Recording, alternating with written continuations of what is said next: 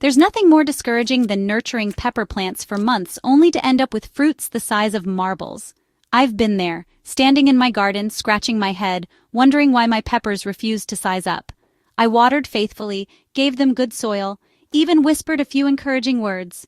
Yes, I do talk to my plants. But no matter what I tried, the harvest was disappointing. That is, until I discovered one powerful feeding secret. After I applied this, my plants exploded with lush growth, thick stems, and peppers so large and vibrant they looked like something out of a seed catalog. Today I want to share exactly what I did, so your peppers can go from tiny and stunted to massive and thriving. Let's dive in. The real reason peppers stay small. Before we talk about the magic fix, we need to understand why peppers struggle in the first place. Peppers are finicky plants with specific needs. When they don't get what they crave, they sulk, and the result is small fruits. Three main factors usually stunt pepper growth: nutrient imbalance. Too much nitrogen makes plants lush and leafy, but fruit production stalls. Too little calcium or potassium, and fruits end up small or misshapen. Weak soil microbiology. If your soil isn't teeming with life, nutrients don't become available to plants, no matter how much fertilizer you add. Stress, whether from irregular watering, compacted soil, or heat fluctuations, stressed peppers prioritize survival, not fruiting. The good news?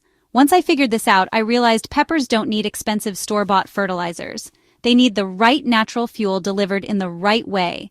That's where the game changer came in.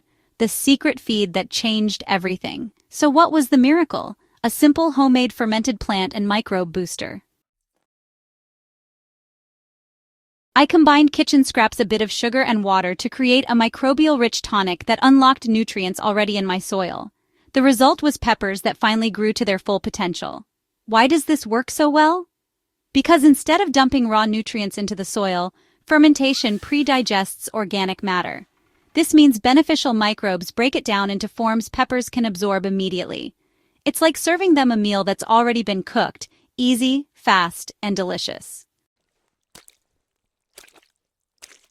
Within 2 weeks of applying this, my pepper plants had doubled in vigor, their leaves deepened to a rich green, and the next flush of fruits swelled to impressive sizes.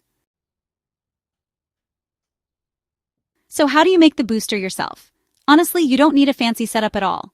Here's my method, the same one I shared on Soil Sage Chronicles. First, just take a clean bucket or jar.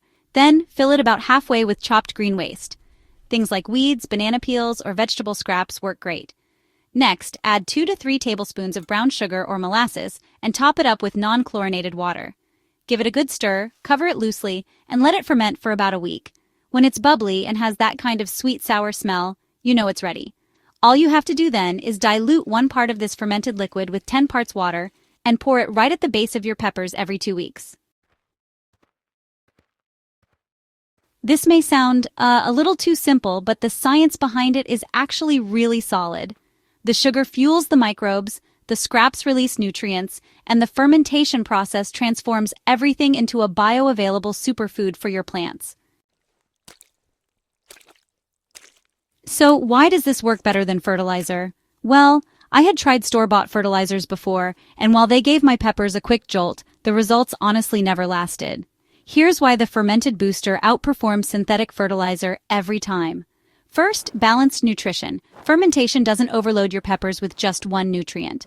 Instead, it delivers a gentle, full-spectrum feed.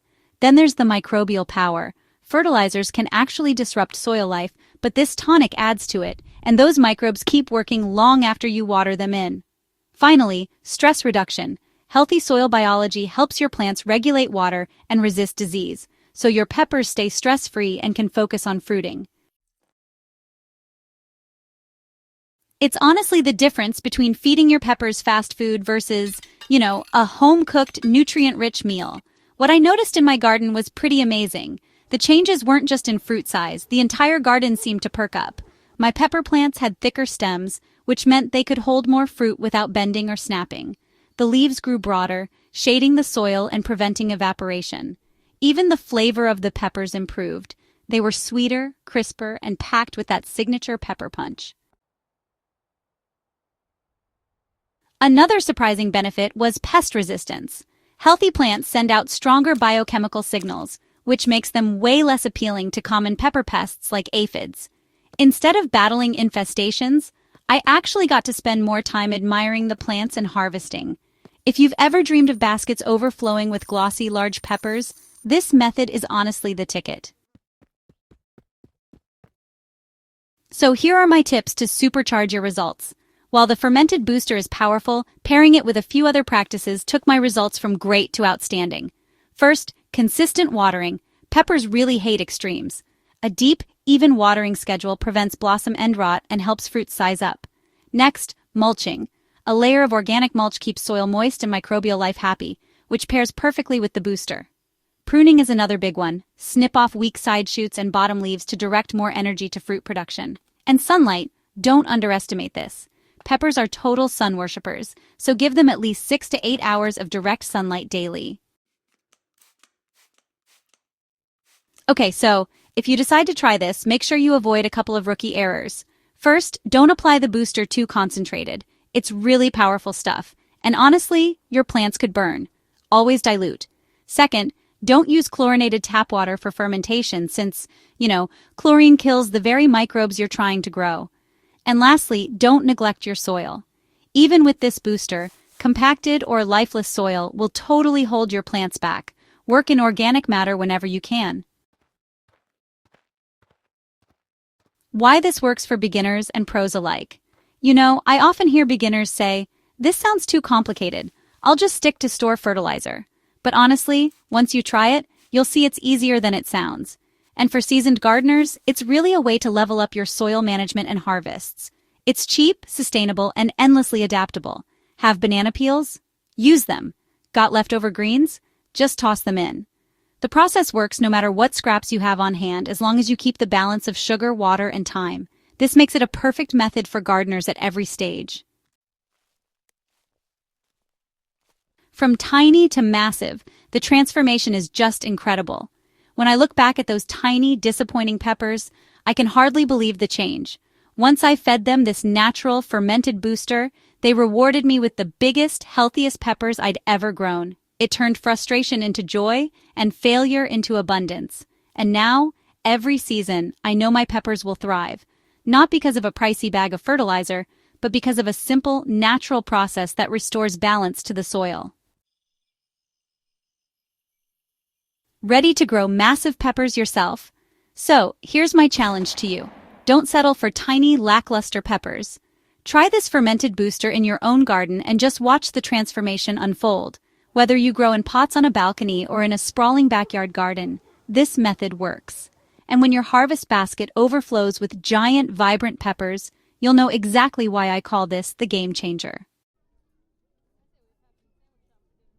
If you found this guide helpful, don't forget to subscribe to Soil Sage Chronicles for more down-to-earth gardening wisdom. Share this with a fellow gardener who's struggling with tiny peppers. You might just change their season. Here's to massive peppers, thriving gardens, and the joy of growing your own food. Happy gardening!